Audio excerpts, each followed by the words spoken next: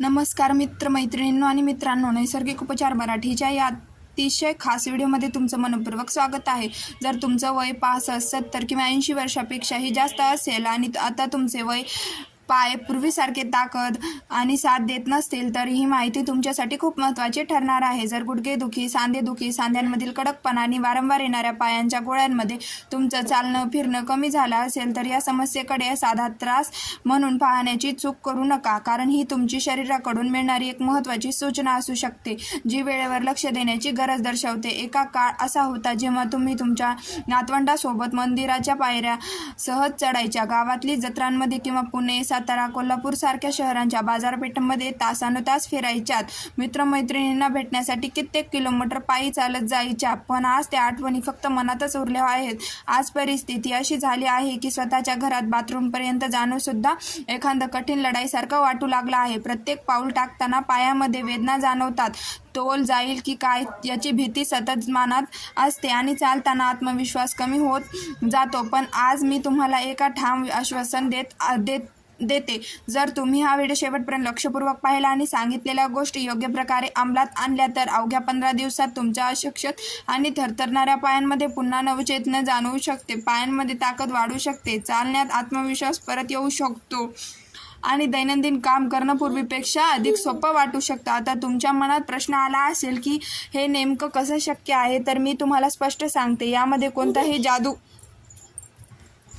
नाही, कोणताही चमत्कार नाही। हे आयुर्वेदामध्ये सांगितलेल्या अशा 5 मौल्यवान उपायांवर आधारित आहे, ज्याबद्दल बहुतांश पदार्थ तुमच्या स्वतःच्या स्वयंपाकघरात सहज उपलब्ध असतात। फक्त ते पाण्यात भिजवून योग्य पद्धतीने कसे सेवन करायचे हे जाणून घेणे आणि नियमितपणे त्यांचा अवलंब करणे महत्त्वाचा असते।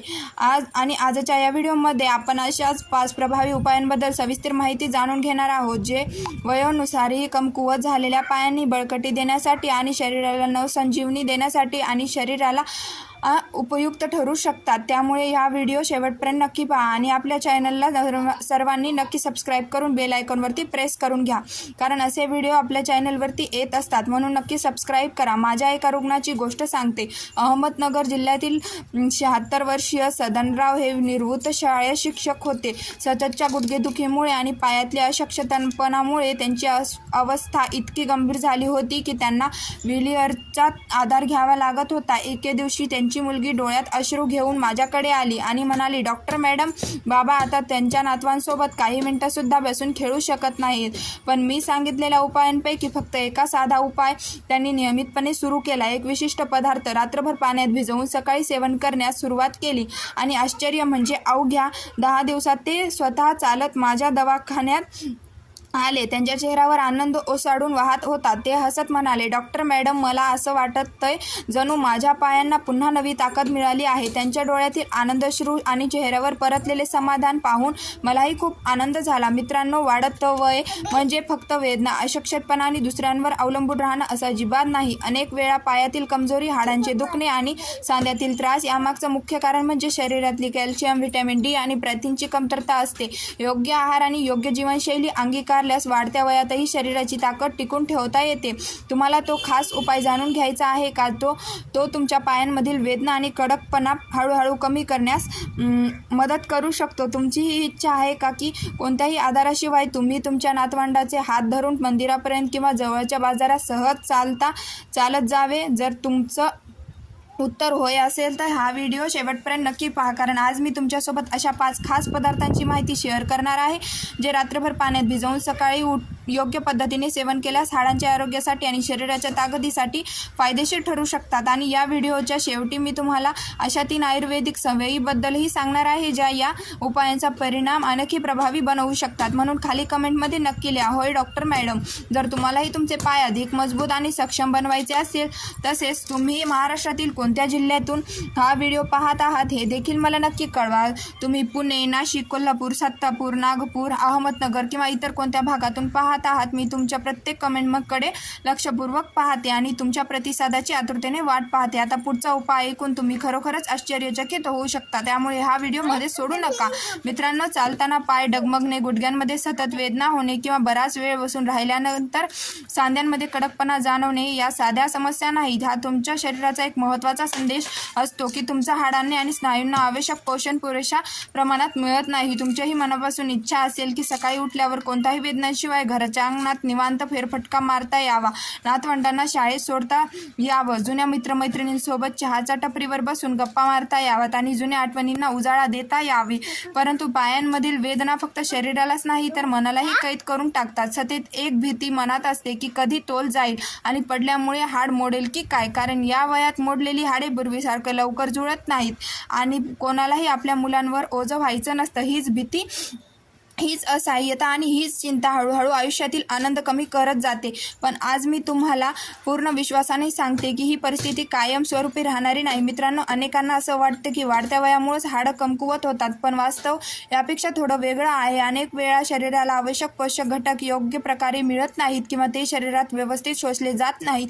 त्यामुळे हाडांची आणि स्नायूंची ताकद कमी होऊ लागते. जेव्हा आपण सुकामेवा किंवा बिया थेट कोरड्या स्वरूपात खातो तेव्हा त्यामधील सर्व पोषक घटक शरीराला पूर्णपणे मिळतीलच असं नाही, परंतु तेच पदार्थ रात्रभर पाण्यात भिजवून ठेवल्यास त्याचं पचन अधिक सुलभ होतं आणि त्यातील अनेक पोषक घटक शरीराला सहज उपलब्ध होण्यास मदत होते. आयुर्वेदानुसारही भिजवलेले पदार्थ शरीरासाठी अधिक हलके आणि पचनास सोपे मानले जातात. त्यामुळे हाडे, स्नायू आणि सांध्यांच्या आरोग्यासाठी त्यांचा उपयोग फायदेशीर ठरू शकतो.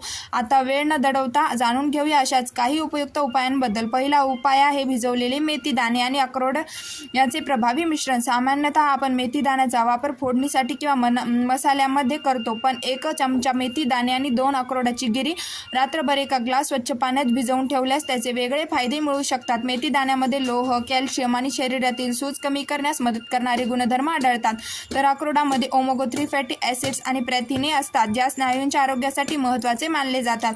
हे दोन्ही पदार्थ भिजवल्यानंतर त्याचे पचन अधिक सोपे होते, त्यामुळे शरीराला त्यातील पोषक घटकांचा लाभ घेणे सुलभ होऊ शकते. मला सातारा जिल्ह्यातील 72 वर्षीय सुशीलाताईचा अनुभव आठवतो. गुडघ्यांच्या त्रासामुळे त्यांना जिना चढणे सुद्धा अवघड जात होते. मी त्यांना हा उपाय नियमित करण्याचा सल्ला दिला. सुरुवातीला त्या म्हणाल्या, डॉक्टर मॅडम, मेथीदाणे खूप कडू लागतात, पण त्यांनी सातत्य ठेवले. सुमारे 12 दिवसांनी त्यांनी आनंदाने फोन करून सांगितले, आज मी कोणत्याही विश्रांती न घेता 3ऱ्या मजल्यापर्यंत चालत गेले. त्यांच्या आवाजातील आत्मविश्वास आणि आनंद स्पष्ट जाणवत होता.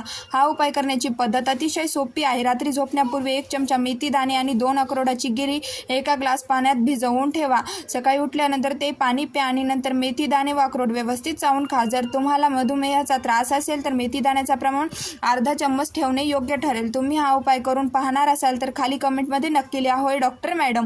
आता जाणून घेऊया दुसरा प्रभावी उपाय, काळे तीळ आणि मनुका याचे शक्तिशाली मिश्रण. आयुर्वेदामध्ये काळ्या तिळांनी हाडासाठी अत्यंत उपयुक्त मानले जाते आणि जेव्हा काळे तीळ व मनुका रात्रभर पाण्यात भिजवून सेवन केले जातात तेव्हा ते शरीराला आवश्यक खनिजे आणि ऊर्जा पुरवण्यास मदत करू शकतात. काळ्या तिळांमध्ये कॅल्शियम, लोह आणि तांबे यासारखे महत्त्वाचे घटक आढळतात. हे घटक हाडांच्या आरोग्यासाठी उपयुक्त मानले जातात. तर मनुका म्हणजे वाळवलेली द्राक्षे, त्यामध्ये पोटॅशियम आणि इतर अनेक पोषक घटक असतात जे शरीराची ताकद टिकवून ठेवण्यास मदत करू शकतात. या दोन्हीचे एकत्रित वापर अनेक ज्येष्ठ नागरिकांसाठी फायदेशीर ठरू शकतो. पुढे आपण याची योग्य पद्धत आणि त्याचे अनेक फायदे सविस्तर जाणून घेणार आहोत. त्यासाठी कोणताही भाग स्किप न करता व्हिडिओ शेवटपर्यंत बघा, तर तुम्हाला संपूर्णपणे माहिती समजेल. मित्रांनो, काळे तीळ आणि मनुका याचे हे मिश्रण शरीराला आवश्यक खनिजे आणि पोषण मिळवून देण्यासाठी उपयुक्त मानले जाते. विशेषतः हाडे आणि स्नायूंच्या आरोग्यासाठी याचा फायदा होऊ शकतो. मला आजही सांगली जिल्ह्यातील 80 वर्षीय कृष्णकुमार काकांचा अनुभव आठवतो. चालताना त्यांचे पाय वारंवार डगमगत असते आणि त्यामुळे त्यांच्या मनात नेहमी पडण्याची भीती असायची. एक दिवस त्यांनी मला अगदी निरागसपणे विचारलं, डॉक्टर मॅडम, मी पुन्हा छोट्याशा बागेत जाऊन माझ्या आवडत्या गुलाबाच्या रोपाची काळजी घेऊ शकेन का? मी त्यांना हा उपाय नियमितपणे करण्याचा सल्ला सल्ला दिला. सुमारे 15 दिवसांनी त्यांच्या मुलांनी मला एका फोटो पाठवला. त्या फोटोंमध्ये कृष्णकुमार काका त्यांच्या बागेत उभे राहून आनंदाने हसत होते. फोटोसोबत संदेश होता, बाबा आता काठीशिवाय बराच वेळ बागेत फिरू शकतात. हा अनुभव माझ्यासाठी खूप समाधान देणारा होता. हा उपाय करण्याची पद्धत अतिशय सोपी आहे. 2 चमचे काळे तीळ आणि 8 ते 10 मनुका एका वाटी पाण्यात रात्रभर भिजवून ठेवा. सकाळी ते पाणी प्या आणि त्यानंतर तीळ व मनुका व्यवस्थित चावून खा. जर तुम्हाला मधुमेहाचा त्रास असेल तर मनुकाचं प्रमाण कमी ठेवू शकता किंवा फक्त काळे तीळ वापरू शकता. आता जाणून घेऊया तिसरा उपाय, आळशी आणि खजूर याची प्रभावी जोडी. जर तुमच्या पायांमध्ये वारंवार सूज येत असेल, चालताना गुडघ्यांमध्ये आवाज येत असेल किंवा सांध्यांमधील हालचाल पूर्वीसारखी सहज होत नसेल तर हा उपाय तुमच्यासाठी उपयुक्त ठरू शकतो. आळशीमध्ये ओमेगा 3 फॅटी ॲसिड्स, फायबर आणि अनेक उपयुक्त वनस्पतीजन्य घटक असतात, तर खजूरमध्ये मॅग्नेशियम, पोटॅशियम आणि विविध जीवनसत्व आढळतात. हे दोन्ही पदार्थ रात्रभर पाण्यात भिजवल्यानंतर पचनास अधिक सोपे होतात आणि शरीरातील त्यातील पोषक घटकांचा लाभ मिळण्यास मदत होऊ शकते. मला कोल्हापूर जिल्ह्यातील 76 वर्षीय हेमा लताताईंची आठवण येते. गुडघ्यांच्या त्रासामुळे त्यांना पूजा करताना सुद्धा नीट बसता येत नव्हते, त्यामुळे त्या मानसिकदृष्ट्याही खूप खचल्या होत्या. मी त्यांना आळशी आणि खजूरचा हा उपाय करण्याचा सल्ला दिला. काही दिवसांनी त्यांच्या मुलींनी फोन करून सांगितले, आई आता पूर्वीपेक्षा जास्त सहजपणे चालू लागली आहे आणि त्यांचा आत्मविश्वासही वाढला आहे. हा उपाय करण्यासाठी 1 चमचा आळशी आणि 2 बिया काढलेले मऊ खजूर एका ग्लास कोमट पाण्यात रात्रभर भिजवा. सकाळी ते पाणी प्या आणि नंतर आळशी व खजूर चावून खा. जर तुमचं पचन संवेदनशील असेल तर सुरुवातीला आळशीचे प्रमाण अर्धा चम्मच ठेवा. आता चौथा उपाय, सफेद मुसळी आणि बदाम याचं पौष्टिक मिश्रण. जर पायांमध्ये ताकद कमी झाली असेल, स्नायू सुकल्यासारखे वाटत असतील आणि शरीरात पूर्वीसारखी ऊर्जा उरली नसेल तर हा उपाय मदत करू शकतो. सफेद मुसळी ही आयुर्वेदात महत्त्वाची मानली जाणारी वनस्पती आहे, तर बदामामध्ये व्हिटॅमिन ई, मॅग्नेशियम आणि आरोग्यदायी स्निग्ध पदार्थ आढळतात. मला नाशिकमधील 82 वर्षीय मेजर साहेबाचा अनुभव आठवतो. सैन्यात दीर्घकाळ सेवा केल्यानंतर वयोमानामुळे त्यांचे पाय खूप अशक्त झाले होते. ते म्हणायचे, डॉक्टर मॅडम, मला मित्रांसोबत संध्याकाळी फेरफटका मारायलाही जमत नाही. मी त्यांना हा उपाय सुचवला. काही आठवड्यानंतर ते उत्साहाने चालत माझ्याकडे आले आणि म्हणाले, आता मी दररोज नियमित चालतो. हा उपाय करण्यासाठी 10 ग्राम सफेद मुसळीचे मूळ आणि 5 बदाम रात्रभर पाण्यात भिजवा. सकाळी पाणी प्या आणि बदामाची साल काढून मुसळीसह सेवन करा. आता 5वा आणि शेवटचा उपाय, बडीशोप आणि मखाण्याची अनोखी जोडी. जर रात्री पायांमध्ये गोळे येत असतील, झोप वारंवार मोडत असेल किंवा पायांमध्ये अस्वस्थता जाणवत असेल तर हा उपाय उपयोगी ठरू शकतो. बडीशोपमध्ये स्नायूंना आराम देणारे गुणधर्म असतात, तर मखाणे कॅल्शियम आणि फॉस्फरसचे स्रोत मानले जातात. मला पुण्यातील 78 वर्षीय विमलताईची आठवण येते. रात्री पायांमध्ये येणाऱ्या गोळ्यांमध्ये त्यांची झोप पूर्ण होत नव्हती. त्या खूप चिंतित होत्या. मी त्यांना हा उपाय सांगितला. काही दिवसांनी त्यांनी फोन करून सांगितले, डॉक्टर मॅडम, अनेक दिवसानंतर मला सलग शांत झोप मिळाली. हा उपाय करण्यासाठी 1 चमचा बडीशोप आणि 10 ते 12 मखाणे एका ग्लास पाण्यात रात्रभर भिजवा. सकाळी पाणी गाळून प्या आणि नंतर बडीशोप व मखाणे चावून खा. मित्रांनो, हे सर्व उपाय घरच्या घरी सहज करता येण्यासारखे आहेत. मात्र कोणताही उपाय हा वैद्यकीय उपचारांचा पर्याय नाही. जर तुम्हाला गंभीर आजार, मधुमेह, मूत्रपिंडाचा विकार किंवा इतर आरोग्य समस्या असतील तर डॉक्टरांचा सल्ला घेऊनच हे उपाय सुरू करा. आता मी तुम्हाला 3 अशा सवयी सांगणार आहे ज्या या उपायाचा फायदा अधिक वाढवू शकतात. पहिली सवय, सकाळी उठल्यानंतर कोमट पाणी पिणे. दुसरी सवय, दररोज सकाळची कोवळ्या उन्हात किमान 15 मिनिटे बसणे. यामुळे शरीराला नैसर्गिकरित्या व्हिटॅमिन डी मिळण्यास मदत होते, जे हाडांच्या आरोग्यासाठी महत्त्वाचे मानले जाते. तिसरी सवय आपण पुढच्या भागात सविस्तर जाणून घेणार आहोत, त्यामुळे व्हिडिओ शेवटपर्यंत नक्की पहा.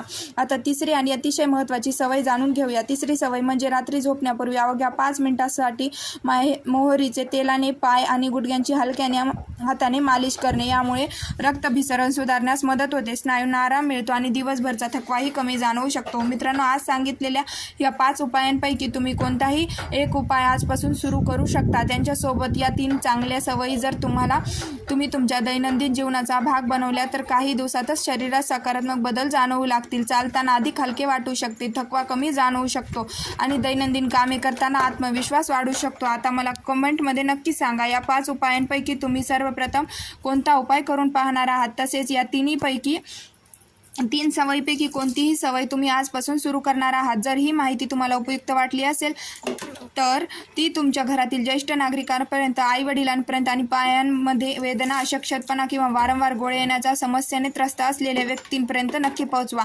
तुमचा एक शेअर एखाद्या ज्येष्ठ व्यक्तीला पुन्हा आत्मविश्वास, चालण्याची प्रेरणा देऊ शकतो. व्हिडिओ आवडला असेल तर त्याला नक्की लाईक करा. तुमच्या मित्रमैत्रिणींना आणि नातेवाईकांसोबत शेअर करा आणि अशाच आरोग्यविषयक उपयुक्त माहितींसाठी नैसर्गिक उपचार मराठी या आपल्या चॅनलला सबस्क्राईब करायला विसरू नका. पुन्हा भेटूया एका नव्या आणि उपयुक्त माहितीसह. धन्यवाद.